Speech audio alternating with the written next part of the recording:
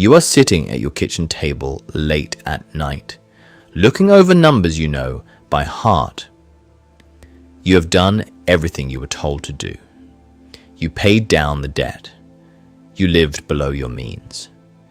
You deferred gratification, consistently contributed to your retirement accounts, and painstakingly built the emergency fund.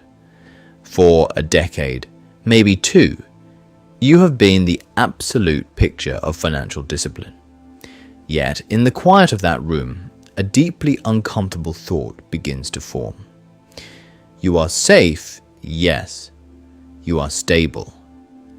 But you are not rich, and you certainly do not have power. The math simply is not mathing the way the financial experts promised it would. You have traded the best years of your life for a slowly growing number on a screen, only to realize that the distance between you and true wealth seems to be expanding, not shrinking. This is not a failure of your discipline. It is a failure of your strategy. You have been operating under a deeply rooted, almost religious belief that saving money is a moral virtue, and that this virtue will eventually be rewarded with financial freedom. Society loves to reinforce this. We praise the saver. We applaud the frugal. We celebrate the person who quietly hoards their earnings, because a society of cautious, predictable savers is incredibly easy to manage.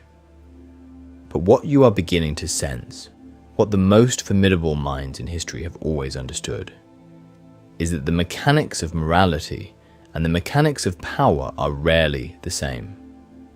Saving creates safety, but it rarely creates power. And wealth, true generational wealth, is entirely a matter of power. When you save, you are building a fortress. Fortresses are comfortable.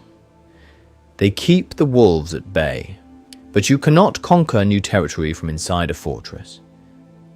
You are engaged in a defensive retreat, mistaking your ability to withstand a siege for the ability to win a war.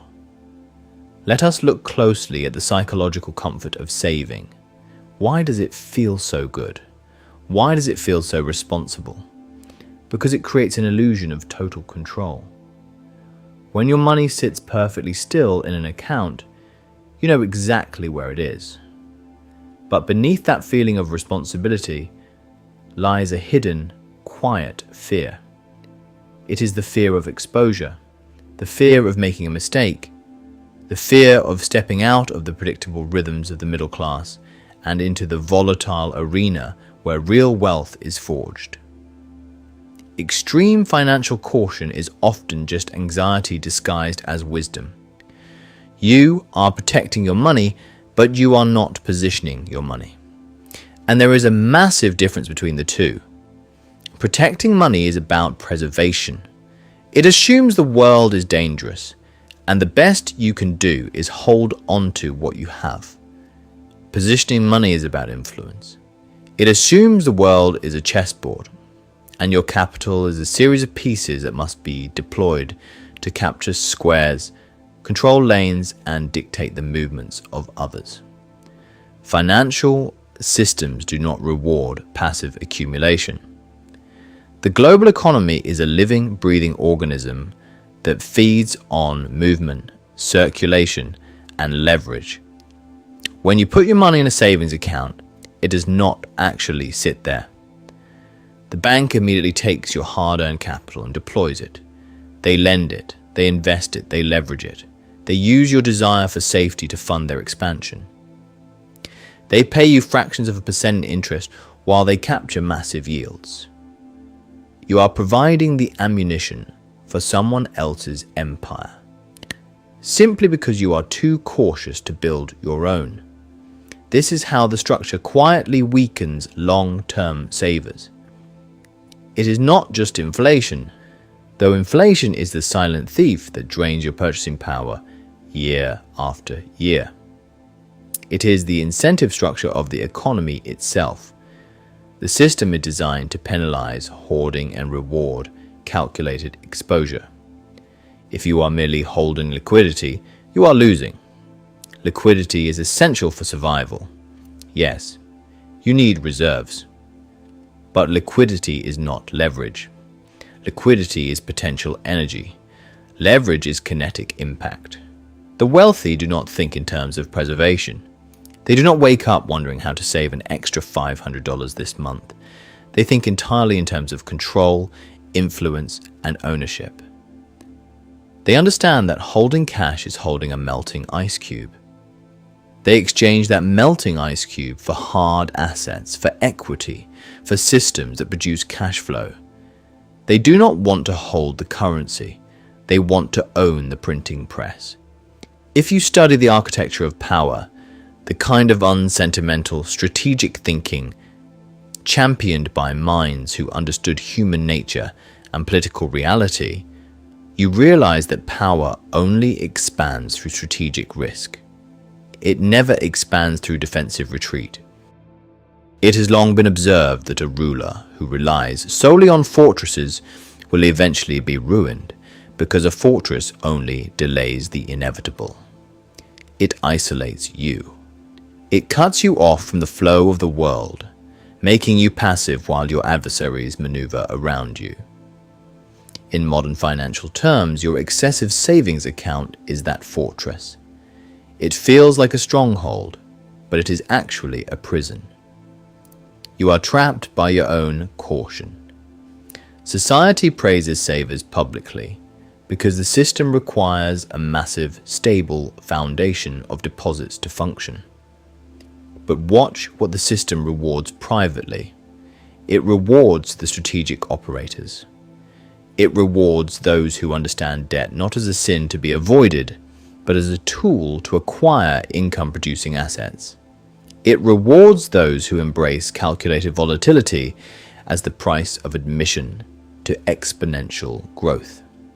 You must begin to contrast the way you operate with the way the elite operate. You seek stability, they seek expansion.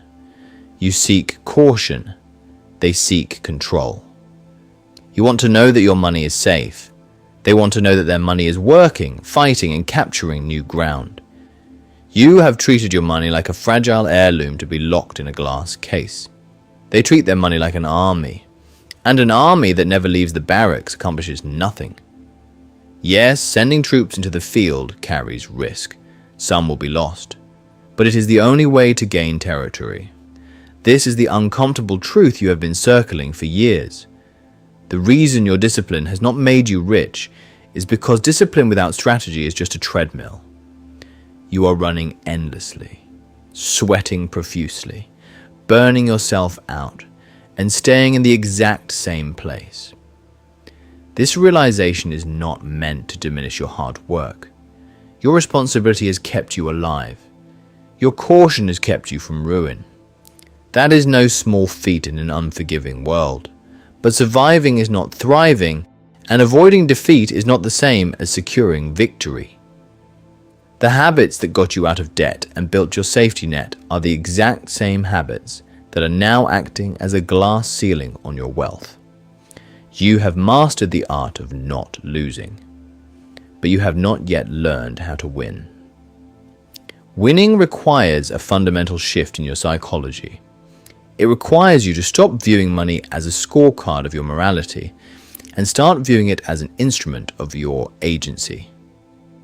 It requires you to look at your financial life not through the lens of a fearful hoarder, but through the eyes of a cold, calculating strategist.